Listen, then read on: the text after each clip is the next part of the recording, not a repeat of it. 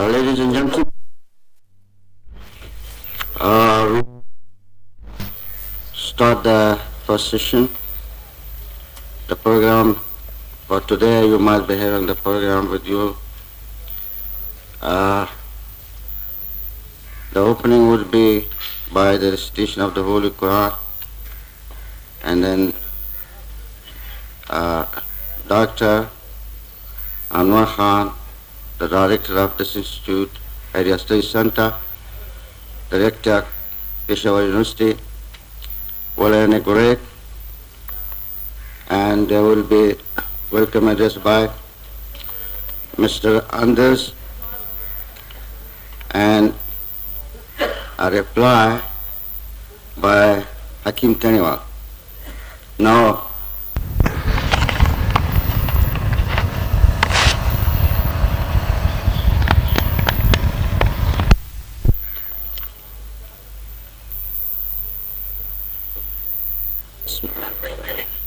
أعوذ بالله من الشيطان الرجيم بسم الله الرحمن الرحيم الحمد لله رب العالمين الرحمن الرحيم مالك يوم الدين إياك نعبد وإياك نستعين اهدنا الصراط المستقيم صراط الذين أنعمت عليهم غير المغضوب عليهم ولا الضالين صدق الله مولانا العظيم.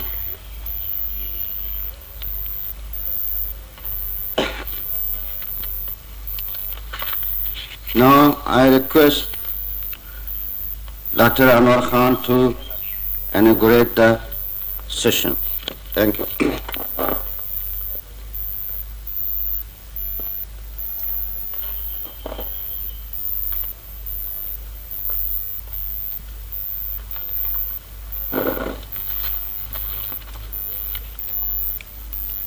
Bismillah ar-Rahman ar-Rahim. Distinguished guests, ladies and gentlemen, I consider it a matter of great honor and privilege to inaugurate this seminar today on the social and cultural prospects for Afghanistan in tribute to the memory of late Professor Dr. Louis Dupree. I'm grateful to the Writer Union of Free Afghanistan, WUFA, and professors of the universities of Afghanistan to have mooted the idea and to have afforded an opportunity to us in the Area Study Center, University of Peshawar, to host this seminar. Dr. Louis Dupree, as you all know, was one of the prolific writers and researchers from the West on Afghanistan. Professor Dupree, born in 1925, had all his higher education at Harvard, specializing in the subjects of archaeology and anthropology. He conducted fieldwork in archaeology in many countries of the world, starting from Mexico and going on to France, Iran, Panama, Libya, Puerto Rico, Sudan, Turkey, and Pakistan. He finally chose Afghanistan for his final. The country he visited for the first time in 1949 and also selected for his PhD dissertation at Harvard, captioned Shamsher Ghar Historic Cave Site in Kandahar province.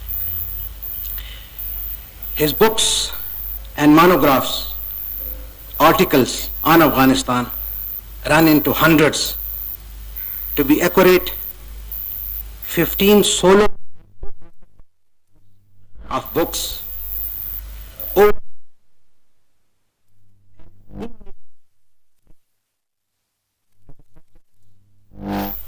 and workers on Afghanistan. In fact, he was a running encyclopedia in the West on Afghanistan, all for consultation to the policy makers at home and abroad, very vocal on his standpoint for Afghanistan and its cause of freedom. We had the honor to have listened to him twice in this center on Afghanistan. Once when Mr. Jimmy Carter was in power, and again when Mr. Ronald Reagan appeared on the scene in USA. I can recollect the agony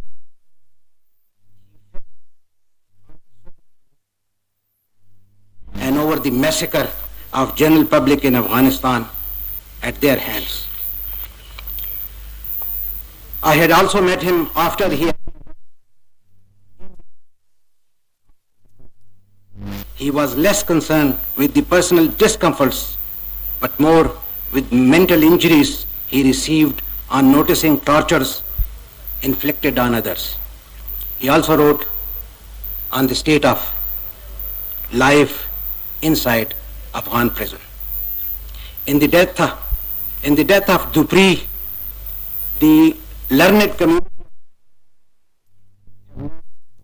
a fellow researcher, the Americans, a roving ambassador of goodwill, and Nancy Dupree, a very life partner. May God rest his soul in peace. The seminar today concerns Afghanistan and the problems it is confronted with presently. The subject discussed here are of considerable importance, of socio-political concern, and scholars deliberating on them are all well known. I wish every success to them in their endeavors. I may also say a few words before I leave about the center which I have the privilege to be associated with and which is the venue of this seminar. The Area Study Center is part of the project the government of Pakistan initiated in 1972 in order to establish research centers in each university of Pakistan to specialize in areas of their interest. This center went for Central Asia. The center, established in 1978, is awarding MPhil and PhD degrees to those having the prerequisite of master's degree. The center, though small in stock, has over a period of last 10 years produced good number of MPhil and PhD students, plus many issues of its biannual journal regularly over the last 10 years. Besides the following books: 1. Muslim Celebrities of Central Asia; 2. The Ruling Dynasties of Central Asia; 3. Afghanistan Today; 4. Zakhira-e-Khwarizm-Shahi. Its next publication is in the process of publication. It is a teaching cum research center and through indigenous sources without any assistance or help from any external source. I thank you for your participation in this seminar and hope and pray that your stay with us is very pleasant. Thank you.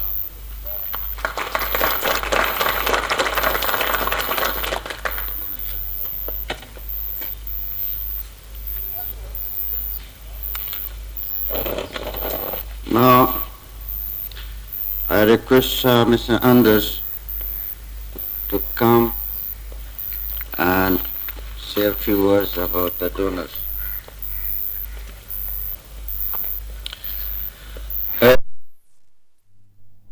Well, thanks to the Area Study Center to let us have this seminar in their localities here. But nevertheless, in a way, it's a pity that Room 22 at Dean's is not big enough, because that would have been actually the most suitable place to have a seminar like this. During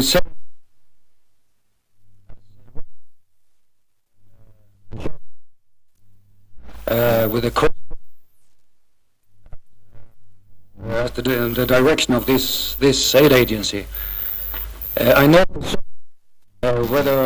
whether you are a good manager, whether you are a good irrigation, whatever you are, if there is no one, you will fail anyway, because the context of Afghanistan, and that's why this seminar is very important, why these discussions which will be held here, they are very important. I also, in the political that why this is very important to have discussions like the one you're going to have here. I should, Nancy told me should bring thanks to those who have been contributing for this seminar, also to the Commissioner of Afghan Refugees, Gulzar Khan, for the finally, I think that frank and open discussions at this seminar would be the best way to honor the memory of Louis Dupree. Thank you.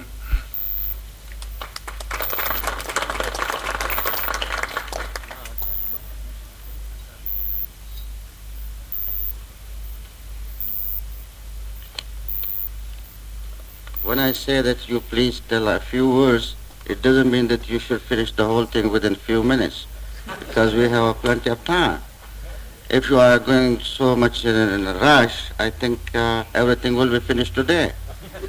Yeah. Now I request Hakim Taniwal, no, this Abdullah Jah, he told me that you keep the guests busy because the tea is going on this side. If they are coming there, there won't be any tea, you know. This, you keep yourself busy a little bit. Yeah. Now, Hakim Taniwal, my colleague, my friend, I think he may finish the whole thing within a few seconds. Yeah. I request Hakim Taniwal to come. He should try to say more if he could. Thank you very much, Anders Wenger. I would like to thank the donors again. The sponsor of the seminar on social and cultural prospect for Afghanistan, in tribute to memory of Louis Dupree, wish to thank its supporters for their generous contributions. Dr. Anwar Khan, Vice Chancellor, Peshawar University, Mr. Rustam Shah, Secretary Home and Tribal Affairs, Mr. Gulzar Khan, Commissioner Afghan Refugee Northwest Frontier Province, Haji Dawood, Director Afghan Media Resource Center, the Adenauer Foundation, the Austrian Relief Committee, the Swedish Committee for Afghanistan, the Canadian International Development Agency, the Asia Foundation, the United States Information Agency. The Afghan cultural patterns, as we knew them in 1978, are being altered by external and internal forces. Nonetheless, whatever happens, Afghan culture will be recognized as distinctively Afghan in general and superficially distinctive within regions. Louis Dupree.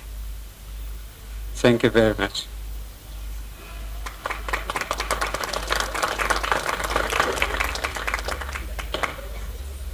Excuse me, I was afraid the same thing, you know. According to my program that I have, we should have gone to it 11 o'clock, but when I see my watch, 10 past 10. Now, I should say a few words just to fill the gap, because it's a great gap now. Ladies and gentlemen, first of all, I welcome you here to Peshawar, Pakistan, participating in this seminar and the memory of Louis Dupree. Louis Dupree, I think, was the member of every family in Afghanistan. He was not only a scholar, he was really a great friend of everybody. A great scholar, a great friend, a great admirer of Afghanistan, a great husband, a great father. We have seen Professor Dupree and all his activities. Now when you are the only people that you know Professor Dupree, now here that how this seminar originated, Nancy Dupree, I call her Nancy John, and Carla, she's sitting there, they were my guests in my house. And we started to talk about so many things. And the idea that I proposed, Carla, she didn't like. She said, okay, you are inviting 160 foreign guests. I said, no, only 16 foreign guests. I said, the Afghans, they are going there to the foreign countries and they are participating in the seminars. Why our foreign French scholars, they are not coming here and to participate in the seminars? They are in Afghanistan. And Nancy John, she told me at the time, okay, I may inform you after 3 days.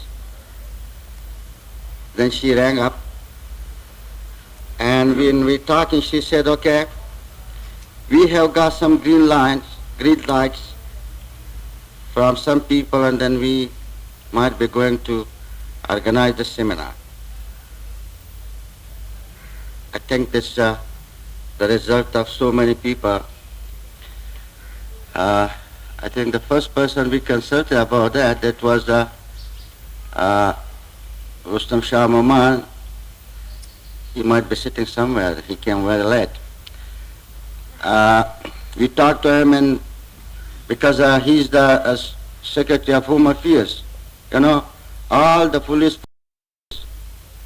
they are in his hand. We are afraid of the police force here. When he gave the green light, go ahead, and then we started to run from one office to another, and Nancy John really, she was very busy for the last 2 months. Now we are lucky that we have come with this seminar and to see such a great scholar like you. I think that you will be the contributors. I just wanted to fill the gap. Now, I don't know, Abdullah Jan, that our tea is ready, or we should go with the program. And he told me that you make the guests busy, you know, keep them very busy, because the teas might be there somewhere, but I think, I don't know what I should say more. Yeah.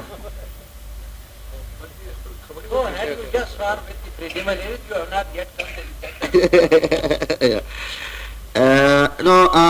No, we are going to have a cup of tea, I think, yeah.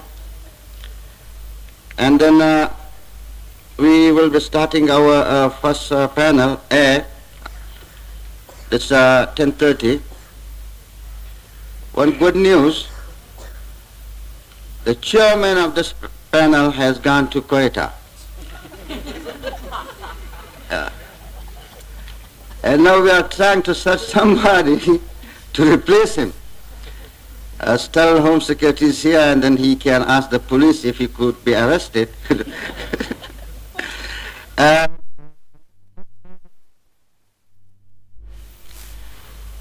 Resettlement, rural-urban interaction, and regional issues.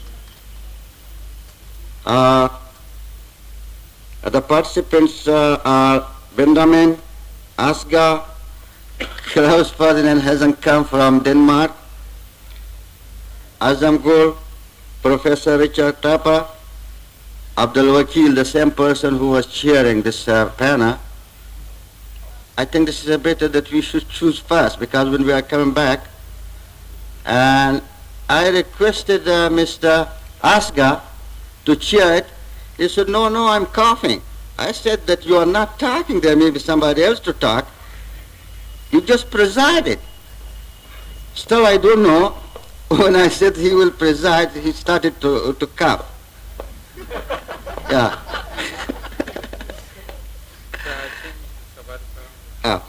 Come here. And we have some change for tomorrow. You know, if you look to your program, I think that you can see it. We have this panel G. The last one and presenter is Professor Dr. Ashraf Ghani. He's also a very busy man. He wants to run away. And we have changed that tomorrow Ashraf Ghani would be coming to panel E. That's at 11, and panel E is going to panel G. Okay, that's not correct. Yeah.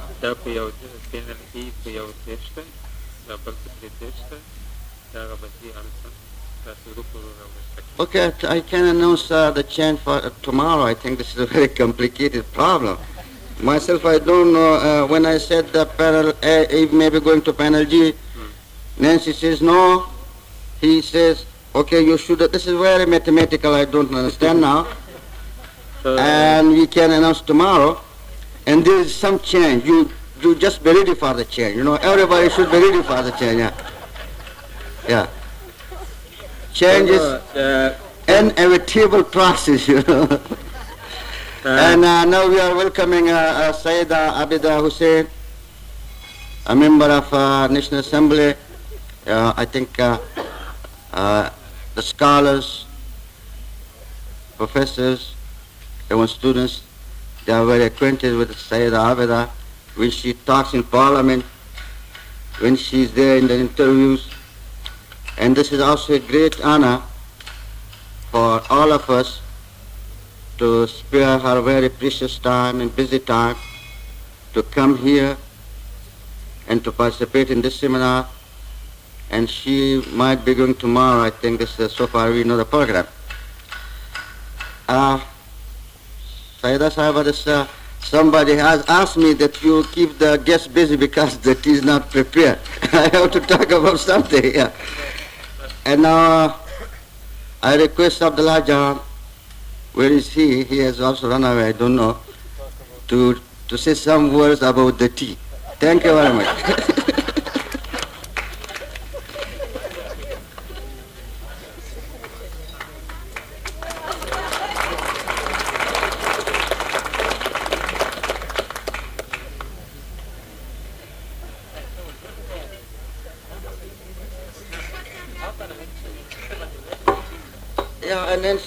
Nancy.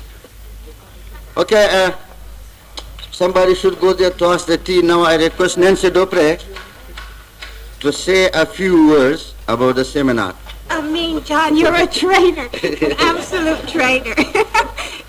No, well, I'm very humbled to have you all here, and I think I'll say even fewer words than Hakeem and the rest of them, but this was Amin's idea, and Carla and I were sitting on the floor when it all came about, and I had been literally given, a very sweet newborn baby who had just been born from a little girl that I had known when she was about 10 years old. And now she presented me with her first daughter. So it was a very meaningful evening. And as Amin was saying, you know, I really don't understand. We Afghans are here, and those foreigners are having these international conferences in Germany and Paris and the United States and Australia, all around the world, and they pick one Afghan, another Afghan, but we're here, so they should come here. And I agreed, and I had also thought that it would be nice to have a meeting on this day in memory of Louis. So I said, let's put it together. So here we are, and thank you very much for helping us to put it all together. And I hope that you will enjoy it. And I'd also like to announce that the proceedings, thanks to Haji Dawood and his technicians, are being recorded. They will be transcribed, and they will be published in a special issue of WUFA, which sees the magazine here. And that will be in English, but I would like to announce that we also had a request that it be translated into French and German, where it will be published in Germany, in French and in German. And if somebody will come up with it, we'd like to do it in Farsi and Pashto. So thank you very much, and thank all of the donors who have been so generous to us. And please, now I think we can have a cup of tea. Yeah. Yes? Yeah. All right, good.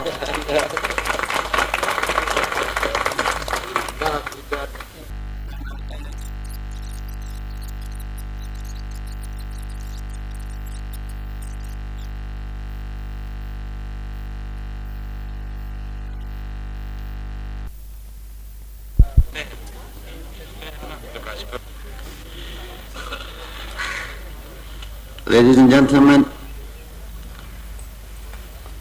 I hope you might have enjoyed the tea, having good appetite for the lunch.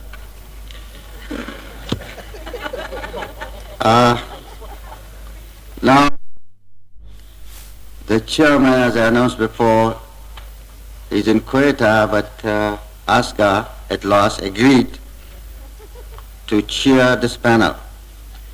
But I didn't really before that he was one of the participants. If I knew that, I could find another chairman. But anyhow, he has accepted. Now, here in this panel, the topic is resettlement, role, and regional issues.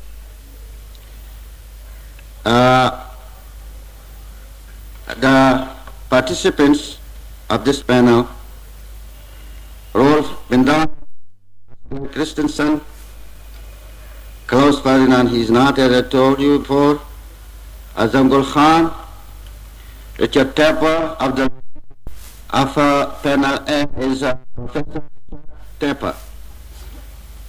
He's a well-known professor, very well-known. I think I don't like to say anything about his biography and his scholarship, because if I say some words, I may commit some mistake. And then afterward that you can read in our OFA the biographies of all the professors. Thank you. Richard Tepper will start by presenting his paper on rural-urban interactions on regional issues. And then the discussants, Professor Azamgul, Rolf Bindemann, and myself, will comment on this, and Richard will be given a chance to answer these comments, and then we will open the floor for discussion so that everybody among the participants have a chance to comment on and discuss the issues that have been raised. And the time for this is 1.5 hours, I mean from now till 12:30.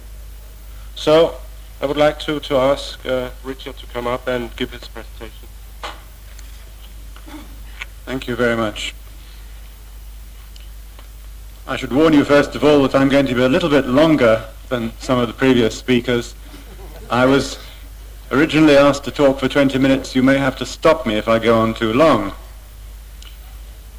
But I cannot do otherwise than begin, as the previous speakers have, by trying to communicate my sense of, first of all, thanks to the organizer of this meeting and to the sponsors, but also very much my feeling of honor at having been invited to participate in such a distinguished gathering, and in memory of such an outstanding scholar and friend of Afghanistan. I should also add that this meeting has given me personally the opportunity for my first ever visit to Peshawar.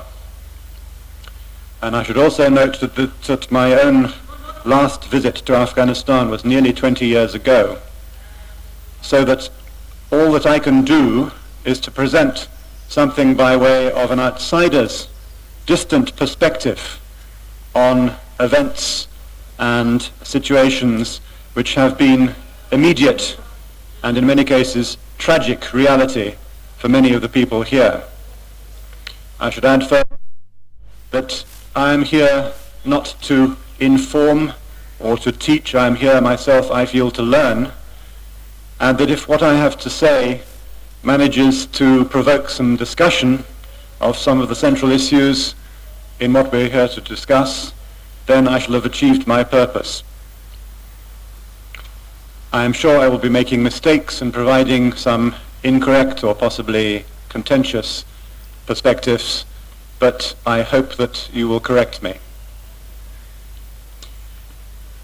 Louis' intimate and encyclopedic knowledge of Afghanistan, its history, its politics and culture, was unrivaled in scope and depth, perhaps even among Afghans.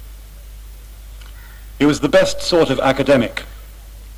He was able to communicate easily with everybody. He never tried to pull status or rank. He made no enemies. And he was generous.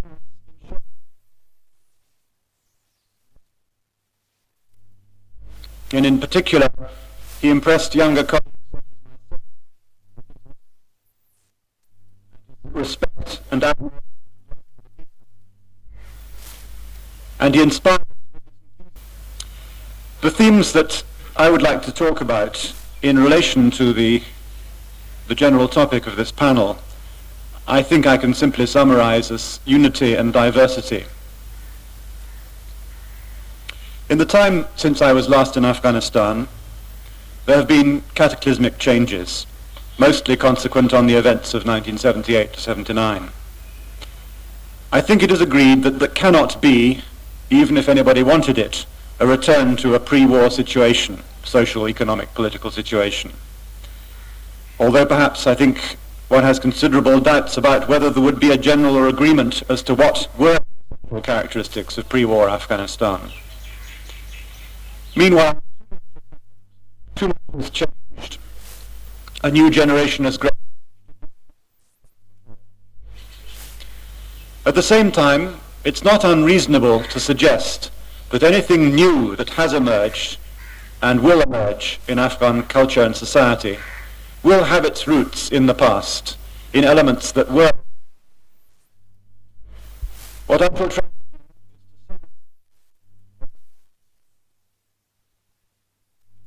to suggest,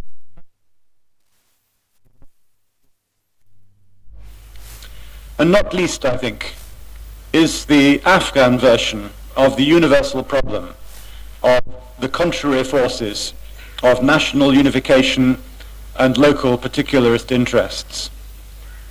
A major problem which is of reconciling the unity through common interests, shared ideology, compromises and dangers of privileging classes and ethnic groups with the specific local cultural and social needs and aspirations. So first of all, a summary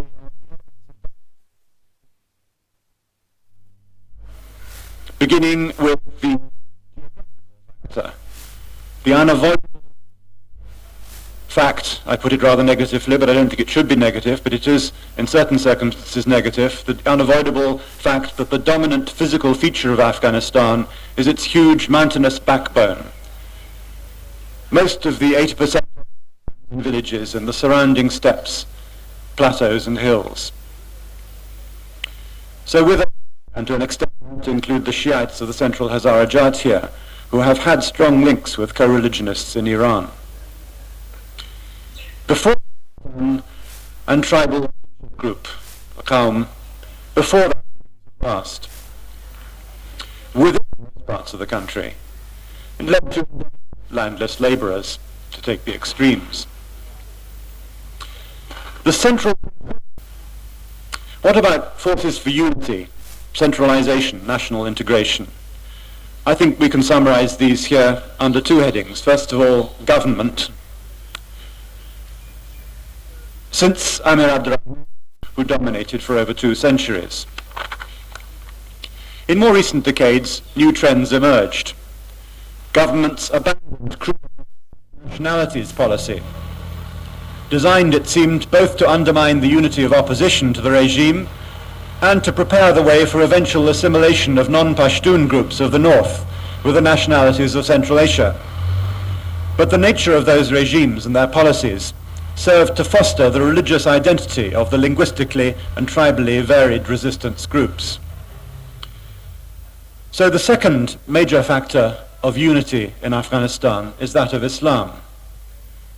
Even allowing for the minority mazhabs, some 80% of the population adhere to Sunni Islam, which thus cuts across the main linguistic, cultural, and class divisions, and provides a shared creed and shared basic values. Islam is basic to the way of life, unmarked when the religion and the country are unthreatened, but with a powerful capacity for political ideology when endangered. So that for the last 12 years, Islam is a basis for national unity against the invader. So that the primary identity for most Afghans, whether inside the country or outside the country, is as Muslims as against the Russian atheist communists. I think it's fair to say even more perhaps than it was in the days when the main enemy was the British. But in Afghanistan, Islamic values themselves are not the only force for unification. There are also the pervasive networks of personal ties, linking on the one hand the ulama and the mullahs and their students through the mosques and schools, and on the other hand the pirs, aghas and their adherents, at least nominally as members of Sufi tariqas.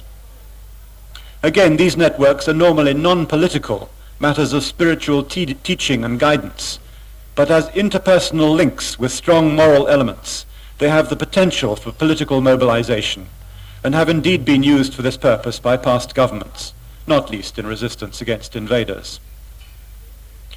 What about the new elements in the situation then? One major element, of course, is the emergence of the political parties. One might trace this back to the formation of the Khalq and Parcham parties themselves in the 1960s and 70s, which, as we all know, had virtually no support in the countryside and led to the catastrophes of the last 12 years. The Islamic Mujahid parties, too, began among the urban educated, but after 1978 became the focus of opposition, as well as the main channels for external support for the resistance and relief for the refugees. The parties vary in the extent to which they have recruited members on the basis of pre-existing regional, linguistic, cultural or religious ties or networks, as opposed to political or religious ideology. What is, of course, totally new is the party configuration, as well as indeed the alliances and the Afghan interim government itself. The political parties have had their bases in Pakistan. Inside Afghanistan, the Mujahideen have mostly had allegiances to one of these parties, but locally, opposition to the Kabul regime and general control of the countryside has been under either local councils or commanders whose control of arms has given them often greater power or authority than the earlier landlords had. Traditional leaders and local landlords appear rarely to have maintained their position, except perhaps among the refugees. In many areas, local party alignments of commanders have shifted according to local rivalries, and the chessboard pattern of neighborhood rivalries of my friend is my enemy is the friend of my enemy. Sorry, you know what I'm talking about. The friend of my friend. The chessboard pattern, how it goes, has persisted as often as it does elsewhere in the world in situations where central control is weak or absent.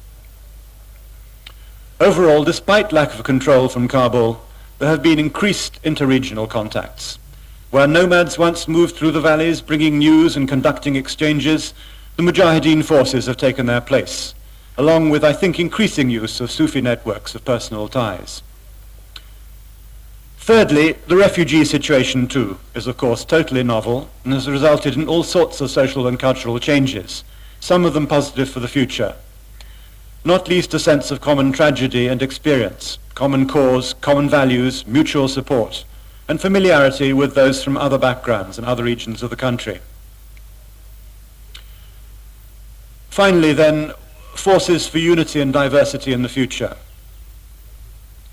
I think that local particularist interests continue and will continue, as will the need by individuals for subnational categories of identification.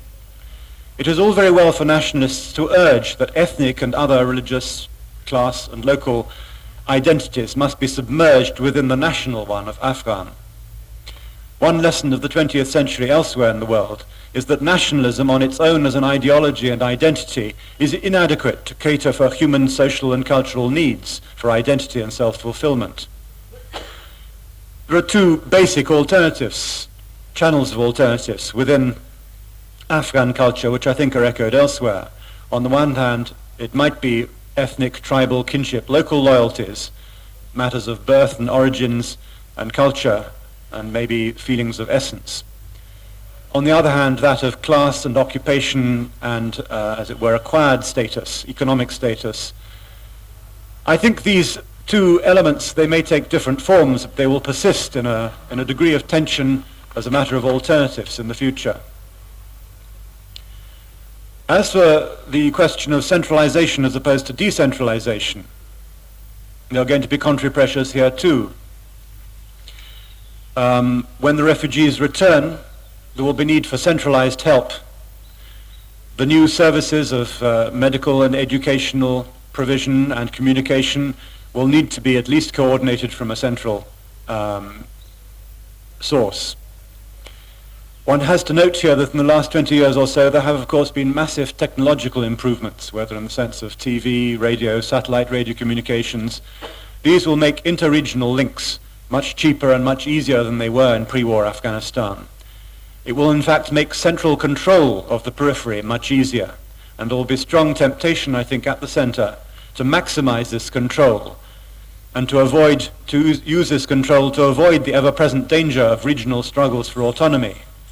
One might argue that this would be perhaps unwise to overdo it, that future administrations should power and be more generous than before in allowing inter-regional links to develop, where appropriate, independent of the center. There's going to be a need for compromise, I think, on the question of the nature of consensus and legitimacy. Whatever type of government, whichever of the present forces takes over in due course. There will be continued problems of sectarian, cultural, ethnic, tribal, local aspirations.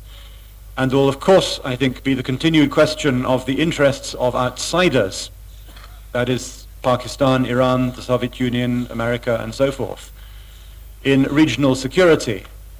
We have to say, let the Afghans alone resolve their own political future, but we also have to recognize that the political reality may demand some degree of outside assistance. That, of course, is debatable, exactly how far that will be the case. Since 1978, local conflicts and rivalries, party competition and differences among the parties, traditionalists versus Islamicists, moderates versus extremists, the role of ethnic and tribal loyalties and so forth, have been dimensions which cross-cut and threaten national and Islamic unity. At the same time, these differences have, I feel, been much exaggerated in the Western media, where there's been a lack of understanding of the evidence. These differences resulted only in a small number of unfortunate cases in deadly rivalry, based on personal rather than doctrinal differences. And the Western media have failed to realize that often these differences are in the nature of political rhetoric and posturing, the stuff of political maneuver and debate. The essence, indeed, of democracy, in which Afghanistan has as long a tradition as most nations, most modern nations. It seems to me that there is scope here for compromise and unity, which has always existed, and it is a major continuing element in Afghan culture. there I will stop.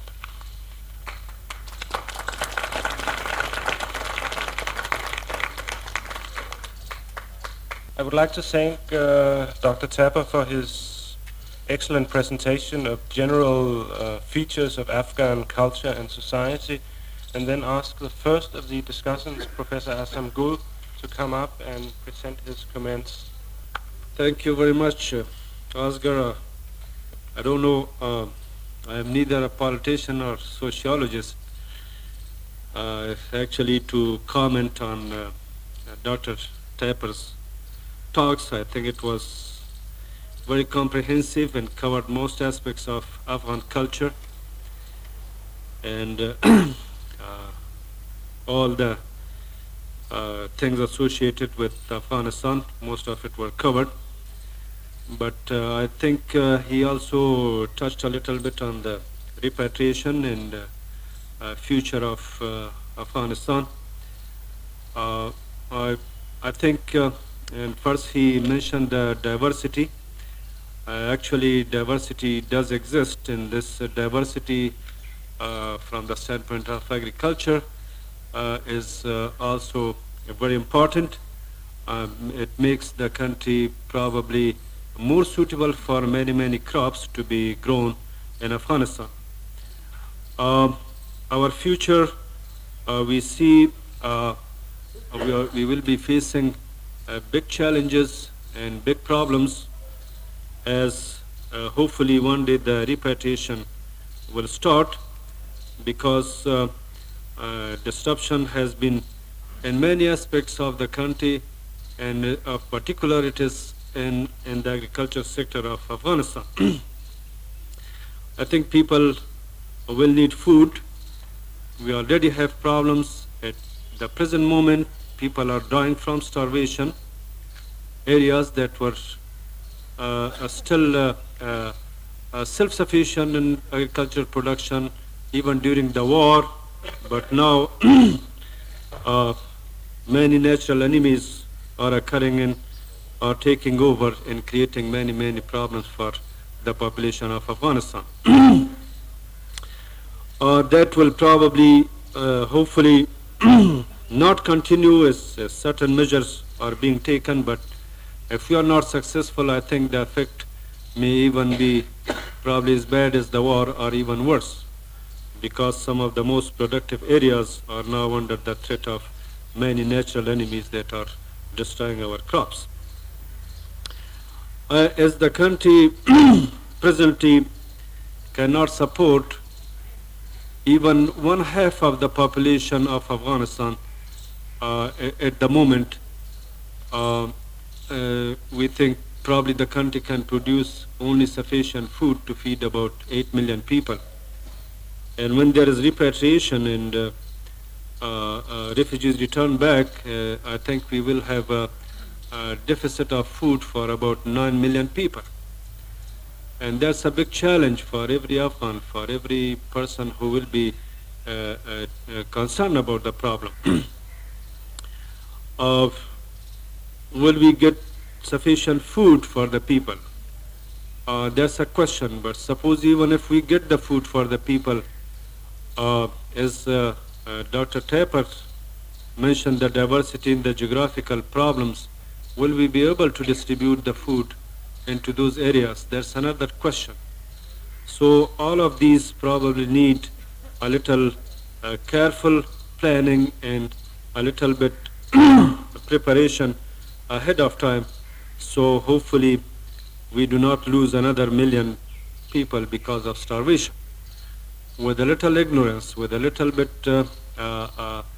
carelessness, I think that can come easily, because we already have problems from the previous years, even with the normal government and with the normal organizations, these things have happened when there was food shortages. The food was there, but actually distribution was a problem. And today's geographical situation with the bad roads and all the bad conditions, I think will even make it very difficult. So these are the things that I think we should be thinking of, how Of course, there will be education and there will be health sectors and many other communication systems. But I think the biggest concern will be how to feed so many people at present and also in the future when the refugees would return. And that's a big challenge for everyone who is involved in that situation. I think that was all the comments I was going to discuss in relation to my own field and a problem that seems to be of particular concern for the future of Afghanistan. Thank you.